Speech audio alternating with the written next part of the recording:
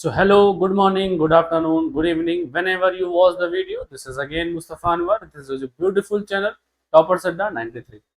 तो कैसे हो मेरे प्यारे प्यारे बच्चों? आई होप आप अच्छे होंगे। आप लोग ने अभी तक की क्लास को अच्छे से देखा होगा, नोट्स बनाया होगा और प्रीवियस क्लास को समझ के इस क्लास में उसको अप्लाई करने की कोशिश करेंगे आप लोग। तो today I am here for discussing the next important topic regarding this series acid base and salts, and the topic name is chemical properties of acid. In previous lecture we have discussed about acid, preparation of acids, physical properties of acid. So today we are discussing about chemical properties of acid. It means how acid react with another substance and give another new substances. Acid react with either metals, carbonates, bicarbonates, sulfides, bisulfides, and sulfides. So today we are discussing on this topic that how can any acid react with another substance and give some new chemically substance. तो आज की class important इसलिए भी है क्योंकि इस topic से related हर साल एग्जाम में क्वेश्चन आते हैं। तो आपको ये लेक्चर को बहुत ही ध्यान से समझना है, अपने जितने भी डाउट्स हैं वो इसी क्लास में दूर भी करना है। तो आई होप आप लोग इस चीज के लिए तैयार होंगे। तो चलिए बच्चों, बिना लेट हुए हम अपने टॉपिक को स्टार्ट करते हैं। तो topic name is chemical properties of acid. Chemical properties of acid, and according to the NCERT, the first chemical property of acid is action with metal. It means what happens when acids react with any reactive metal. So according to NCERT, when any acid react with metal, it produce hydrogen gas. Yes बच्चों, it produce hydrogen gas. अच्छा, hydrogen gas को कैसे identify करेंगे? It means hydrogen gas और all type of gases have some specific identification. इसका मतलब किसी भी गैस को पता करने के लिए उनके पास कुछ स्पेसिफिक आइडेंटिफिकेशन होते हैं, जिसकी वजह से हम समझते हैं कि इस रिएक्शन में ये गैस प्रोड्यूस हो रही है। तो आज इन सारे कंफ्यूजन को हम इस लेक्चर में डिस्कस करेंगे और अपकमिंग एग्जाम 2026 में हम अपने बोर्ड एग्जाम में इस टॉपिक से रिलेटेड एक भी क्वेश्चन को छोड़ के नहीं आएंगे, क्योंकि हमारा ये वादा है कि जब तक तोड़ेंगे नहीं तब तक छोड़ेंगे नहीं। तो चलिए बच्चों, स्टार्ट करते हैं our class.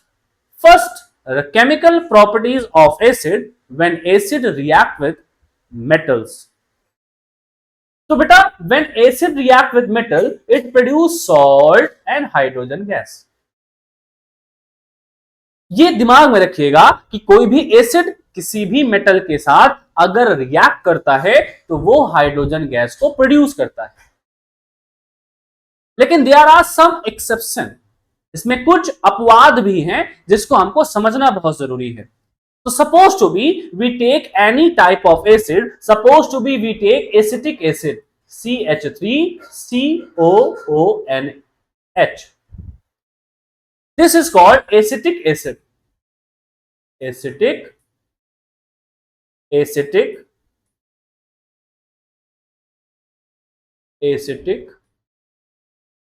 acid.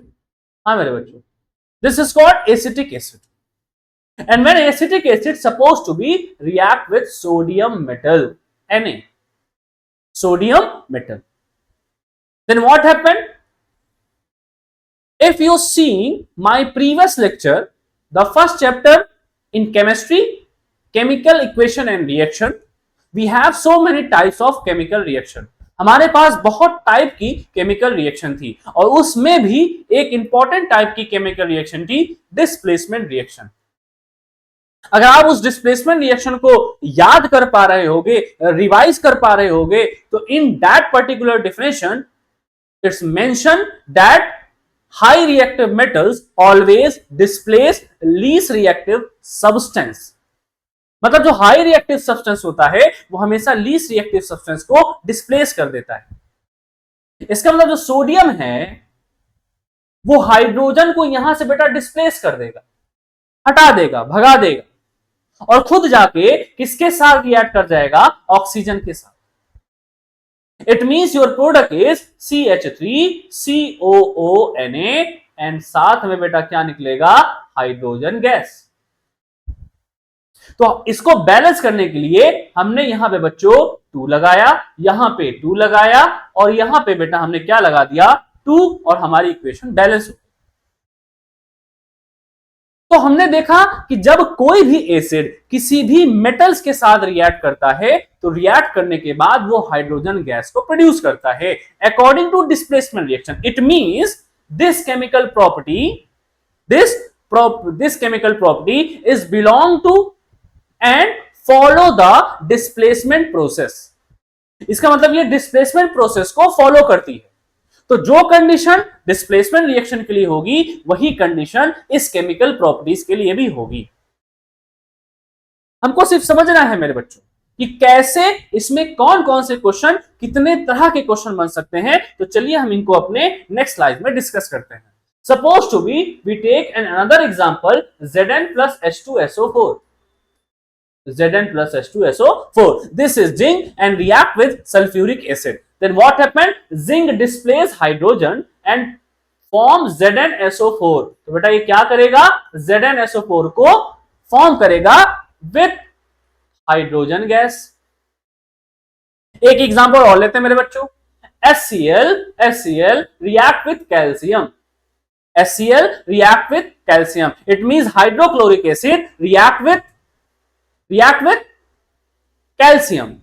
Then what happened? It form CaCl2 plus H2।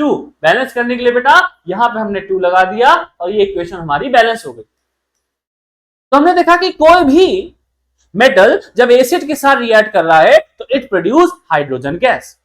But ये हर बार होगा ऐसा पॉसिबल नहीं है मेरे बच्चों। It means there are some exception. इसमें कुछ एक्सेप्शन भी मौजूद हैं। नंबर फर्स्ट एक्सेप्शन,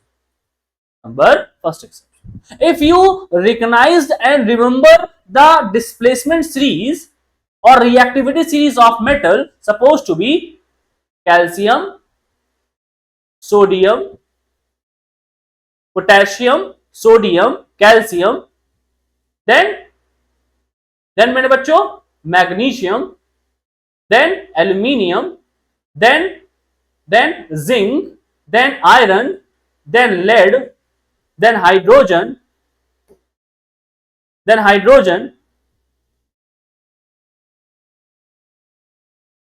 then मेरे बच्चों then copper, then mercury, then silver, then gold, last is platinum। This is a reactivity series, and from when we move top to bottom, reactivity decreases। Reactivity क्या होती है बच्चों? Decrease होती जाती है। इसका मतलब जितने भी ऊपर वाले एलिमेंट होंगे, जितने भी ऊपर वाले मेटल होंगे वो अपने नीचे वाले मेटल को आसानी से डिस्प्लेस कर पाएंगे, लेकिन नीचे वाले कभी भी ऊपर वाले को डिस्प्लेस नहीं कर जाएंगे। इसका मतलब हमको हाइड्रोजन को टारगेट करना है। तो हाइड्रोजन को डिस्प्लेस करने वाले एलिमेंट कौन कौन है मेरे बच्चों? Potassium, sodium, calcium, magnesium, aluminium, zinc, iron, lead. इतने एलिमेंट, इतने मेटल हाइड्रोजन को डिस्प्लेस कर पाएंगे, हाइड्रोजन गैस इनसे प्रोड्यूस हो पाएगी। Then what about this element? Copper, mercury, silver, gold, platinum. It means when copper react with HCl, it never produce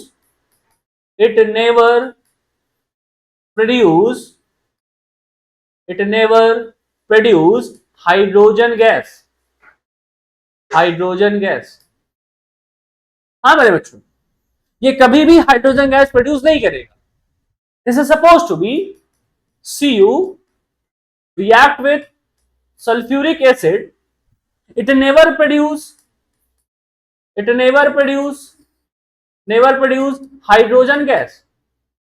ये किसी भी एसिड के साथ रिएक्ट करने के बाद हाइड्रोजन गैस प्रोड्यूस नहीं करेंगे। कौन कौन से बेटा? Copper, mercury, silver, gold, platinum. लेकिन ऐसा कतई नहीं है कि ये रिएक्शन नहीं करेंगे। It react with acid but it never produce hydrogen gas. अच्छा, आंसर क्या लिखेंगे? What is the reason?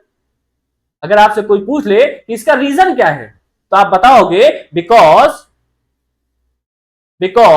All metals कौन कौन से बेटा? Copper, Hg, Ag, Au and platinum. Because all metals are less reactive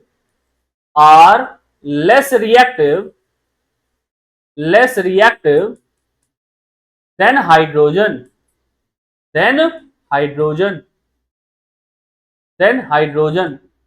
इसका मतलब कभी भी लेस रिएक्टिव एलिमेंट और सब्सटेंस अपने हाई रिएक्टिव एलिमेंट और सब्सटेंस को डिस्प्लेस नहीं कर पाएंगे, इसीलिए कभी भी हाइड्रोजन गैस प्रोड्यूस नहीं कर पाएंगे। लेकिन ऐसा नहीं है कि ये रिएक्शन ही नहीं कर पाए। जैसे मैं इसको समझाने की कोशिश करता हूं मेरे बच्चों कि Cu react with H2SO4, it never produce hydrogen gas. But इसका मतलब ये नहीं है कि ये रिएक्शन ही नहीं करेगा। रिएक्शन करता है बच्चों। Cu plus H2SO4 in the form of concentrated, it produce sulphur dioxide gas. हाँ मेरे बच्चों, sulphur dioxide gas plus water and plus CuSO4। देखो मतलब कॉपर ने सल्फ्यूरिक एसिड के साथ रिएक्ट किया, लेकिन यहां पे हाइड्रोजन गैस को नहीं बनाया। कौन सी गैस बनाया? सल्फर डाइऑक्साइड और वाटर और CuSO4। तो लेस रिएक्टिव मेटल कभी भी हाइड्रोजन गैस को प्रोड्यूस नहीं कर पाएंगे। This is the first exception involving in chemical properties. I hope यहां तक की कंफ्यूजन आपको दूर हुई होगी। अब हम अपने सेकंड एक्सेप्शन के ऊपर चलते हैं। आई होप यहां तक की चीजें आप लोग समझ ली गई होगी। जल्दी से इसको स्क्रीनशॉट ले लीजिए। चलिए, आई होप यहां तक की चीजें आप लोग ने इसको समझी होगी। Then what about other exception? Other exception क्या है बेटा? बहुत ध्यान समझिएगा। HNO3 यस मेरे बच्चों, this called nitric acid. HNO3 nitric acid is the only acid which never react with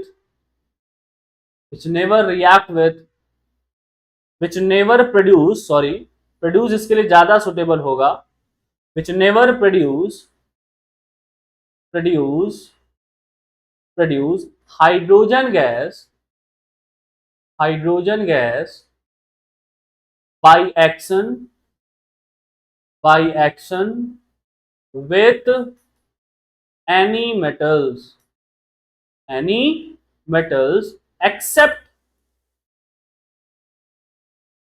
यहां बेटा एक्सेप्शन है, एक्सेप्ट मैग्नीज एंड मैग्नीशियम। तो मेरे बच्चों जो नाइट्रिक एसिड होता है वो भी एक्सेप्शन में आता है। सारे एसिड हाइड्रोजन गैस प्रोड्यूस नहीं करते हैं एक्सेप्ट नाइट्रिक एसिड। सारे मेटल हाइड्रोजन गैस प्रोड्यूस करते हैं except copper, mercury, silver, gold and platinum. तो इन्हीं को हमको समझना है मेरे बच्चों, इन्हीं को हमको समझना है कि कैसे nitric acid hydrogen gas produce नहीं करता है।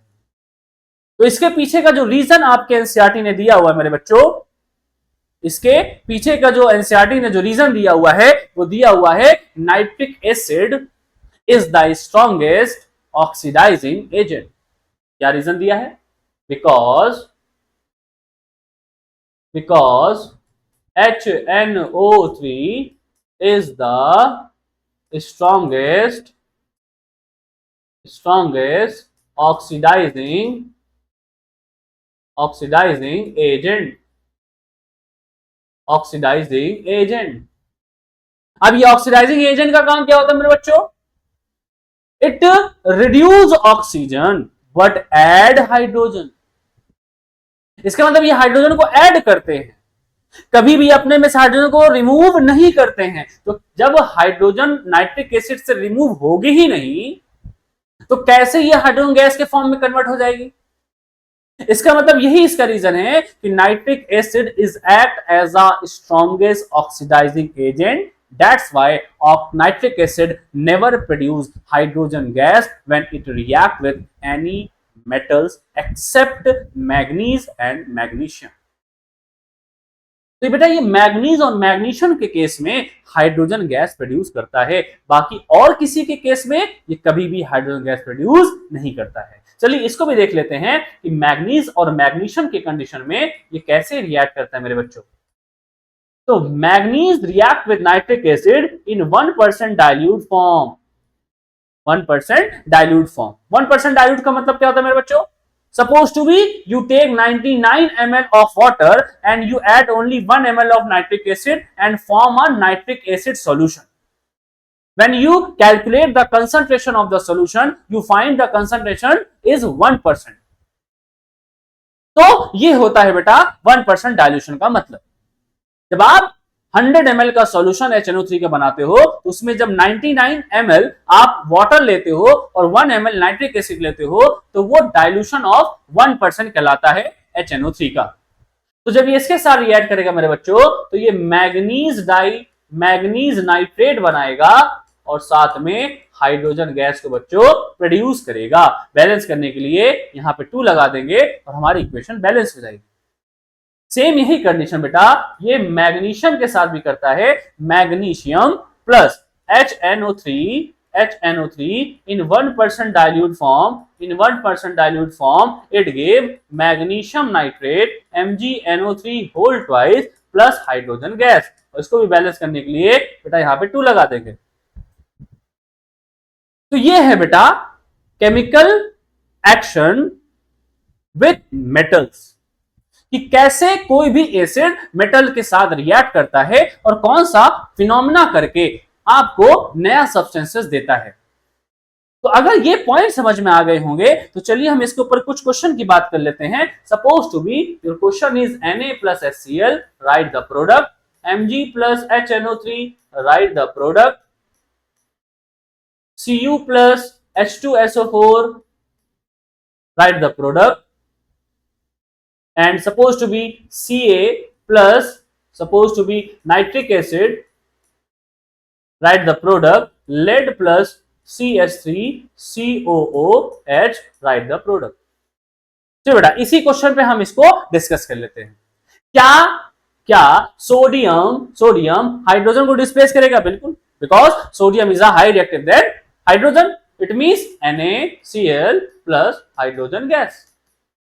Mg नाइट्रिक एसिड के साथ अभी हमने देखा Mg plus nitric acid plus it give magnesium nitrate plus hydrogen gas. CuSO4 ये हाइड्रोजन गैस बच्चा प्रोड्यूस नहीं करेगा, नॉट प्रोड्यूसिंग हाइड्रोजन गैस। ये हाइड्रोजन गैस प्रोड्यूस नहीं करेगा लेकिन ये रिएक्शन करके sulphur dioxide, water and cuprous sulphate बनाएगा। अभी हमने इसको जस्ट पीछे की स्लाइड में डिस्कस किया था।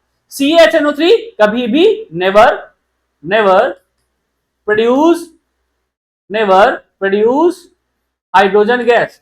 ये कभी भी मेरे बच्चों हाइड्रोजन गैस प्रोड्यूस नहीं करेगा।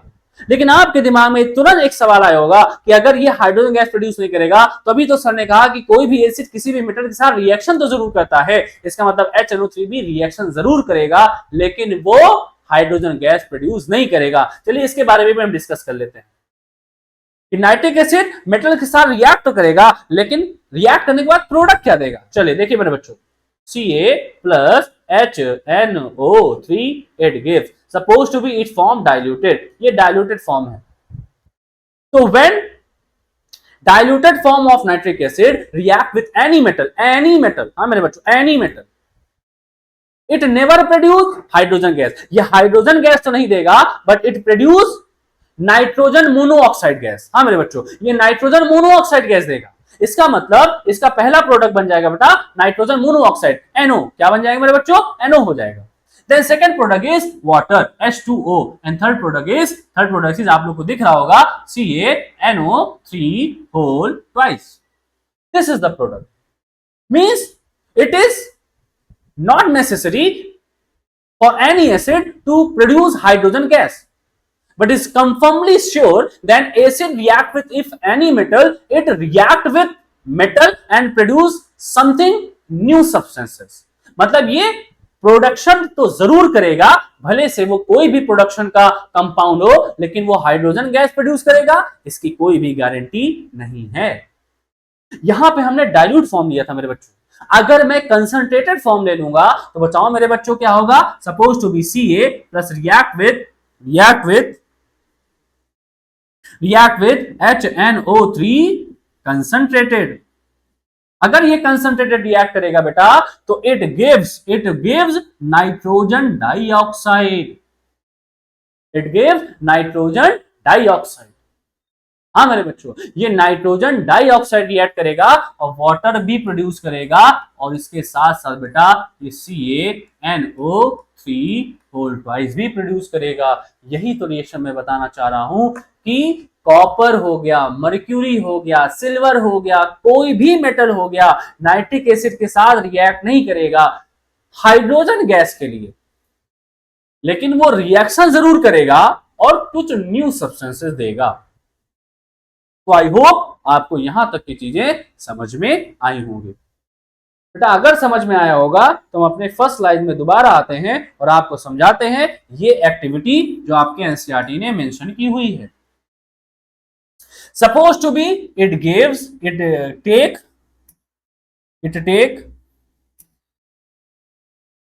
Zinc granules react with dilute sulphuric acid.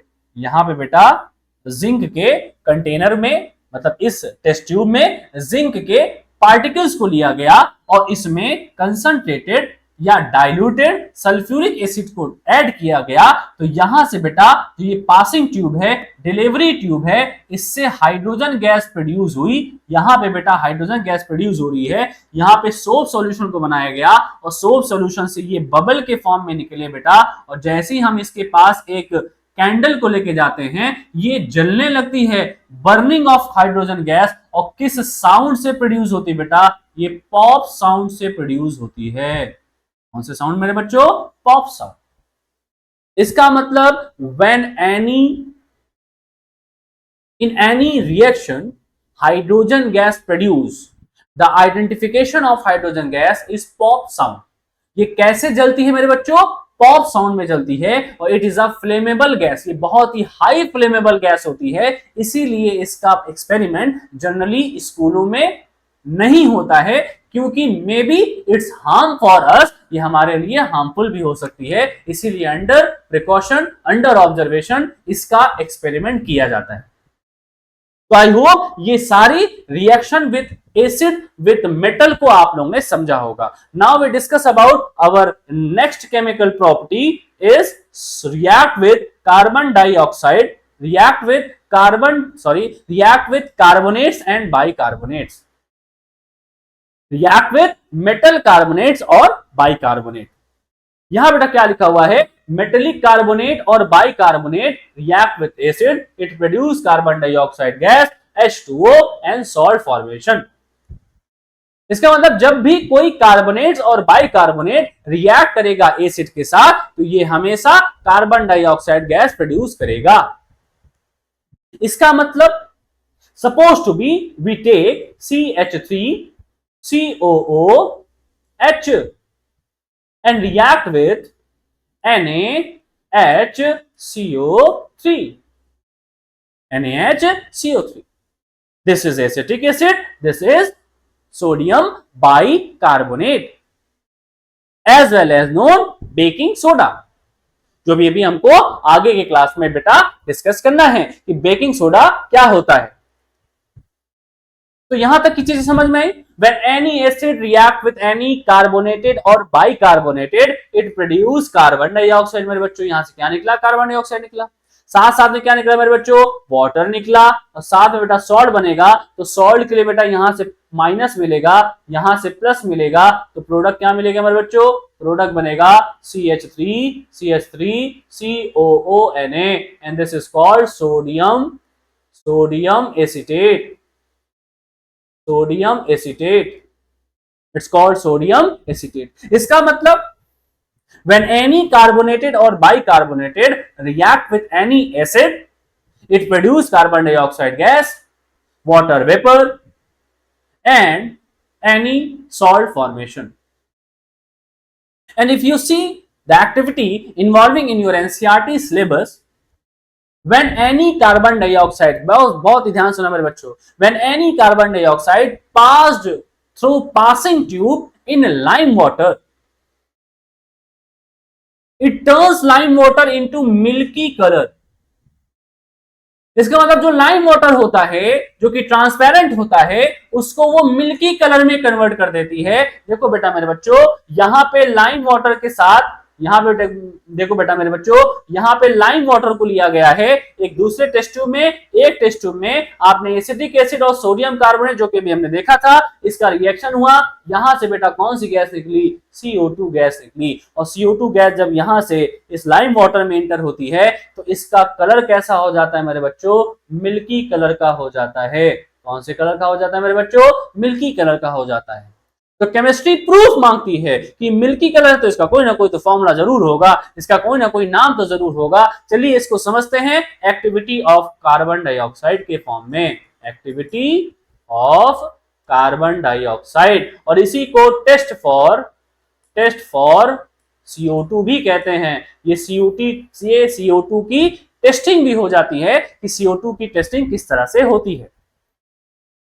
If you see the diagram and photo, this is lime water. The formula of lime water is CaOH whole twice. This is a lime water. It have so many names: calcium hydroxide, slaked lime, as well as lime water. And when lime water react with carbon dioxide, देखो यहाँ पे carbon dioxide ही तो आ रही है ना, ये कौन सी gas है बेटा? कार्बन डाइऑक्साइड आ रही है। और जब कार्बन डाइऑक्साइड लाइम वाटर में डिसॉल्व होती है, तो it form white milky PPT. अब ये व्हाइट मिल्की पीपीटी क्या होती है मेरे बच्चों? व्हाइट मिल्की पीपीटी होगी CaCO3। हाँ मेरे बच्चों, CaCO3, इसको हम कहते हैं लाइम स्टोन। क्या कहते हैं मेरे बच्चों? Limestone. As well as calcium carbonate. क्या कहते हैं बच्चों? कैल्शियम कार्बोनेट कहते हैं। और वाटर ये प्रोड्यूस होगा। बैलेंस, ऑलरेडी ये बैलेंस रिएक्शन है। आई होप आप लोग को ये चीजें समझ में आई होगी कि टेस्टिंग ऑफ कार्बन डाइऑक्साइड कैसे होता है। अच्छा, क्या होगा कि हमने कुछ सेकंड की देरी की और गाड़ी छूट गई? यहां पे गाड़ी नहीं छूटेगी, यहां पे यह होगा कि अगर हमने नजर हटी और दुर्घटना घटी वाला कॉन्सेप्ट यहां पे अप्लाई किया, तो हमारे साथ दुर्घटना नहीं घटेगी, यहां पे कार्बन डाइऑक्साइड ज्यादा डिसॉल्व हो जाएगी। इसका मतलब अगर टेस्ट ट्यूब में, जिसमें हमने लाइम वाटर लिया है, लिमिटेड अमाउंट में कार्बन डाइऑक्साइड आती है, तो लाइम स्टोन बनता है, कैल्शियम कार्बोनेट बनता है। लेकिन अगर इन केस इसमें ज्यादा अमाउंट की कार्बन डाइऑक्साइड डिसॉल्व हो गई, तो क्या होगा? तो ज्यादा अमाउंट की कार्बन डाइऑक्साइड अलग रिएक्शन करके अलग प्रोडक्ट को प्रोड्यूस करती है। इसका मतलब हमारा ये रिएक्शन अभी चल ही रहा था और ये प्रोडक्ट बन ही गया था कि हमने कार्बन डाइऑक्साइड को रोकना चाहा, लेकिन वो रुकी नहीं। तो जिसको हम रोकना चाहते हैं वो कहां रुकती है? इसी तरह कार्बन डाइऑक्साइड भी नहीं रुकी। इसका मतलब कार्बन डाइऑक्साइड तो कही कि भाई हम तो इसमें और डिसॉल्व होंगे, तुम हमको क्यों नहीं रोके? तो आपको रोकना पड़ेगा, नहीं तो आपका कोई और प्रोडक्ट बन जाएगा। हाँ, समझ रहे हो कि मैं क्या कहना चाह रहा हूं? अभी आप लोग इस एज में हो तो आई होप वो चीजों को समझ रहे होगे। तो कार्बन डाइऑक्साइड को अगर का ज्यादा एक्सेस अमाउंट में डिसॉल्व हो गई, when carbon dioxide dissolve again in this solution CaCO3 plus water, क्योंकि हमारे पास तो पहले ही बना हुआ था। इसका मतलब जब इसमें कार्बन डाइऑक्साइड ज्यादा डिसॉल्व हो गई तो डिसॉल्व होने के बाद मेरे बच्चों ये CaHCO3 ट्वाइस देती है calcium bicarbonate, calcium calcium bicarbonate carbonate क्या देती है मेरे बच्चों? कैल्शियम बाइकार्बोनेट देती है। और कैल्शियम बाइकार्बोनेट मेरे बच्चों ट्रांसपेरेंट होता है, ट्रांसपेरेंट कलर का होता है, मतलब इसका कोई भी कलर नहीं होता है। इसका मतलब मिल्की से ये सॉल्यूशन ट्रांसपेरेंट हो जाता है। So this is a complete information about the chemical properties of acid when it react with any carbonated or bicarbonated salt. And we also discussing here the activity or testing for carbon dioxide through lime water, and we get limestone as the white ppt, and when excess amount of carbon dioxide dissolve in a on that particular solution which have already calcium carbonate, then it produce calcium bicarbonate, and calcium bicarbonate बेटा transparent हो जाता है। It means milky colour से वो transparent में convert हो जाता है। तो ये था हमारा आज का number 2 chemical properties of acid. Now we're discussing about next chemical property is action with base। बेटा एक्शन विद बेस क्या होता है? एसिड बेस के साथ रिएक्ट करके क्या करता है? तो when acid react with base it gives only salt and water, only salt and water। ये सिर्फ और सिर्फ सॉल्ट और वाटर देता है, कोई और प्रोडक्ट ये नहीं देता है। And if this condition follow by any chemical reaction, this reaction will be known as double displacement reaction, double displacement reaction as well as neutralization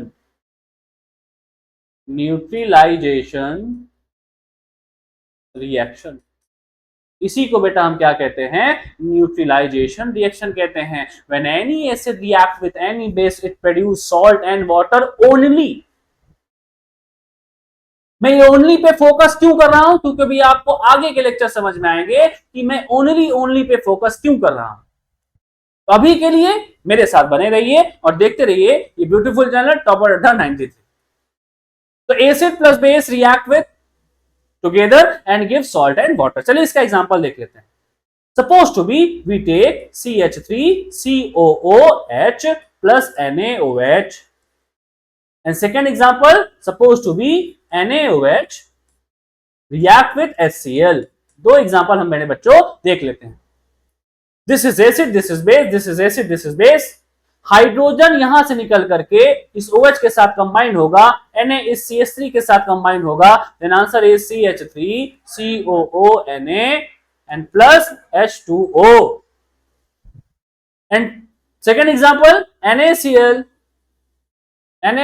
plus H2O। तो हमने देखा मेरे बच्चों कि कोई भी एसिड किसी भी बेस के साथ रिएक्ट करने के बाद सॉल्ट एंड वाटर को प्रोड्यूस करता है। This is third chemical properties for acid. Now we are discussing about fourth chemical property. What happen when any acid react with sulphides. Sulphides means मेरे बच्चों SO3 2-। क्या होगा जब कोई भी एसिड सल्फाइड्स के साथ रिएक्ट करेगी? तो it produce sulphur dioxide, water and salt. Suppose to be we take HCl plus Na2SO3। It means HCl react with Na2SO3, hydrochloric acid react with sodium sulfite, then it gives SO2 plus H2O plus plus NaCl plus NaCl. This is called chemical properties with sulfide. कि कोई भी sulphide जब किसी acid के साथ react करता है तो sulphur dioxide, water and salt को प्रोड्यूस करता है. तो चीजें यहां तक की आई होप ने आपने समझी होंगी. तो बेटा यहां पे गैस निकल रही है, सल्फर डाइऑक्साइड गैस. हमको कैसे पता चलेगा कि उस किसी भी रिएक्शन में सल्फर डाइऑक्साइड गैस प्रोड्यूस हो रही है? तो बेटा जो इसका आइडेंटिफिकेशन होता है वो pungent smell, pungent with choking smell. Choking smell मतलब इसकी जो स्मेल होती है बहुत पंजेंट होती है, बहुत इरिटेटिंग होती है, लेकिन यहाँ पे थ्रोट को चोक करने की कोशिश करती है, ब्लॉक करने की कोशिश करती है, इसीलिए हमारे लिए हार्मफुल गैस होती है. और इसका नेचर जो होता है मेरे बच्चों, इसका जो नेचर होता है, इसका नेचर एसिडिक होता है. ऐसा होता है मेरे बच्चों, एसिडिक होता है. इसीलिए जब ये पोटेशियम डाइक्रोमेट में ऐड की जाती है, पोटेशियम डाइक्रोमेट का जो बेटा कलर होता है वो ऑरेंज कलर का होता है. कौन से कलर का होता है मेरे बच्चों? ऑरेंज कलर का होता है. तो ये पोटेशियम डाइक्रोमेट का फॉर्मूला K2Cr2O7 होता है मेरे बच्चों, पोटेशियम डाइक्रोमेट. तो जब ये पोटेशियम डाइक्रोमेट में डिसॉल्व होती है तो डिसॉल्व होने के बाद ये ऑरेंज से इसको ग्रीन कलर में कन्वर्ट कर देती है. इसमें कन्वर्ट कर देती है मेरे बच्चों, ग्रीन कलर में कन्वर्ट कर देती है. तो आई होप यहां तक की चीजें आपने समझी होगी. What happened when sulphide react with acid. Now we're talking about our next chemical property, that is when action with sulfides. Sulfide means S2 minus. And when any acid react with any sulfide, it produces hydrogen sulfide gas. This is the hydrogen sulfide gas and salt formation. Supposed to be we take FeS, ferrous sulfate, ferrous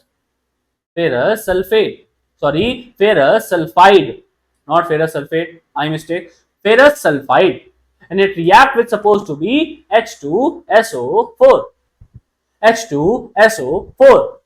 Then it produce H2S, hydrogen sulfide gas, and FeSO4. तो यहां पे मेरे बच्चों H2S gas produce हो रही है और इसका जो आइडेंटिफिकेशन होता है मेरे बच्चों वो रॉटन एग स्मेल होती है. रॉटन एग स्मेल होती है मतलब जैसे एक गटर की स्मेल होती है, एक सड़े अंडे की महक होती है, सेम उसी तरह जब हाइड्रोजन सल्फाइड गैस प्रोड्यूस होती है तो उसकी भी स्मेल होती है. तो यहां तक की क्लास बेटा जो थी आपकी केमिकल प्रॉपर्टीज ऑफ एसिड के ऊपर थी.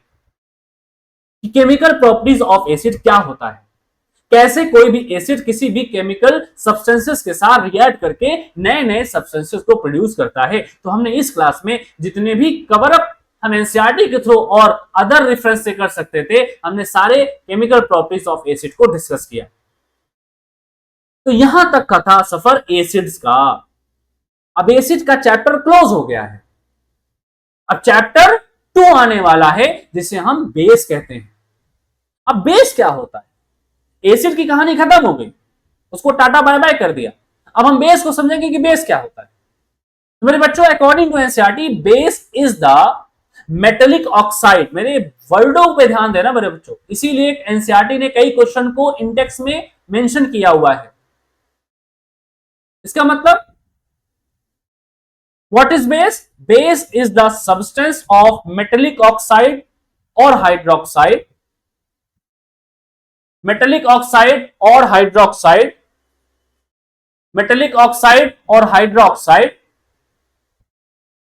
which have oxide ion or hydroxide ion, which have oxide ion और hydroxide ion.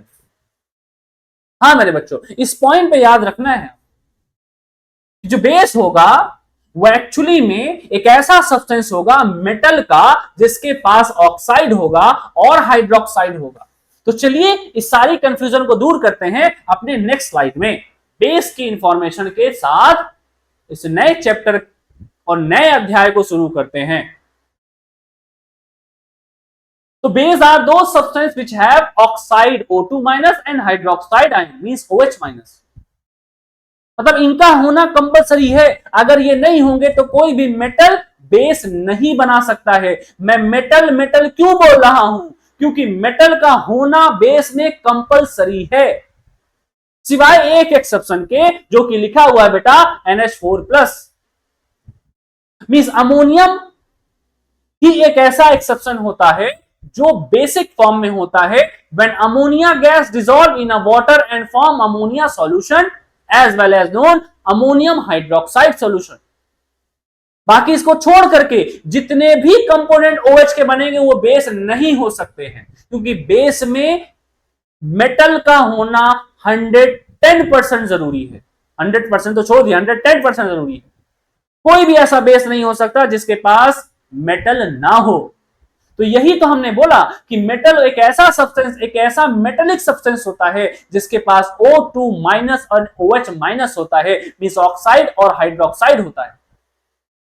दूसरा क्या लिखा हुआ है, bases are bitter in taste. ये हमने फर्स्ट इंट्रोडक्शन क्लास में डिस्कस किया था कि all bases have bitter taste, कड़वा टेस्ट होता है, कसैला टेस्ट होता है कितने भी बेसिस का। Basic solution is known as a alkaline solution. मतलब जब हम पानी में डिसॉल्व करते हैं किसी भी बेस को तो जो सॉल्यूशन बनता है बेटा उसको हम एल्कलाइन सॉल्यूशन भी कहते हैं और बेसिक सॉल्यूशन भी कहते हैं। This is a general introduction about base, क्योंकि हमने इंट्रोडक्शन वाले लेक्चर में आराम से पढ़ा है। If you not seeing the previous lecture, the first lecture of acid base and salt, please go through my YouTube channel Topper Sardar 93 and watch the video then what is the introduction of bases। तो हम यहां पे उस तरह से उसको introduce नहीं करेंगे, as a general format base का इंट्रोडक्शन ये था। अच्छा, बेस क्या होता है? बेस कोई भी मेटल और अमोनियम के साथ अगर ऑक्साइड और हाइड्रोक्साइड लग जाता है तो उसी को बेटा हम बेस कहते हैं। मैंने ऐसा क्यों कहा इसको समझिएगा एग्जाम्पल के फॉर्म में। मैंने कुछ एग्जाम्पल लिखा, मैंने लिखा FeOH होल थ्राइस, मैंने लिखा AlOH होल थ्राइस, मैंने लिखा CuOH होल ट्वाइस, मैंने लिखा CuO, मैंने लिखा Na2O, मैंने लिखा MgO, मैंने लिखा MgOH होल ट्वाइस और मैंने लिखा मेरे बच्चों C2H5OH। इतने एग्जाम्पल को मैंने लिखा। चलिए चेक करते हैं कौन कौन सा इस वैलिड रीजन को फॉलो करता है। OH है, Fe मेटल है, इसका मतलब ये बेस है। OH है, एल्यूमिनियम मेटल है, इसका मतलब बेस है। OH है, कॉपर मेटल है, बेस है। ऑक्सीजन है, कॉपर है, बेस है। ऑक्सीजन है, सोडियम है, बेस है। मैग्नीशियम ऑक्सीजन है, बेस है। मैग्नीशियम हाइड्रोक्साइड बेस है, इसका मतलब ये सारे के सारे बेस हैं। लेकिन व्हाट अबाउट C2H5OH? इसमें OH तो है लेकिन C2H5 is not a metal, इसीलिए मैं बार बार बोल रहा था कि मेटल का होना जरूरी है। इसका मतलब ये बेस आपका नहीं है, it is not a base, ये बेस आपका नहीं है। बेस में मेटल का होना जरूरी है। तो आई होप यहां तक की चीजें आपने समझी होंगी कि बेस क्या होता है, बेस में क्या क्या होना जरूरी है। ऑक्साइड, हाइड्रोक्साइड विथ मेटल और एक एक्सेप्शन है सिर्फ बेटा अमोनिया हाइड्रोक्साइड, इसको हम लिखते हैं जैसे मैंने लिखा NH4OH। मेरे बच्चों यही एक ऐसा एक्सेप्शन होता है जिसमें मेटल नहीं होता है, बाकी इसको छोड़ करके सारे के सारे मेटल का होना जरूरी है। If any metal are not there with oxide और hydroxide formation, there will be not considered as a base. तो ये चीजें थी, हमने चैप्टर 1 क्लोज किया एसिड का। अब हम चैप्टर 2 की तरफ अग्रसर है और देखते हैं बहुत जल्दी ये चैप्टर हमारा कवर अप हो जाएगा और फिर आप लोग को एक नई सीरीज के साथ मैं लाइव क्लास लूंगा संडे को। अपकमिंग संडे को हमारी एक टेस्ट सीरीज स्टार्ट होगी जिसमें हम प्रीवियस ईयर के अपकमिंग लेटेस्ट पैटर्न पे कॉम्पिटिटिव बेस क्वेश्चन के जितने भी निचोड़ हो सकते हैं हम उस सीरीज पे स्टार्ट करेंगे चैप्टर 1 के साथ। तो तब तक के लिए मेरे साथ बने रहिएगा और इस खूबसूरत को चैनल को अपना प्यार और सपोर्ट देते रहिएगा, क्योंकि बिना प्यार और सपोर्ट के ये चैनल सक्सेस नहीं हो सकता और बिना सक्सेस को पाए मेरा जुनून खत्म नहीं होगा। तो thank you for watching. This is your beautiful channel Topper Adda 93 and this is your host Kamdost Mustafa Anwar. Thank you so much for watching my video.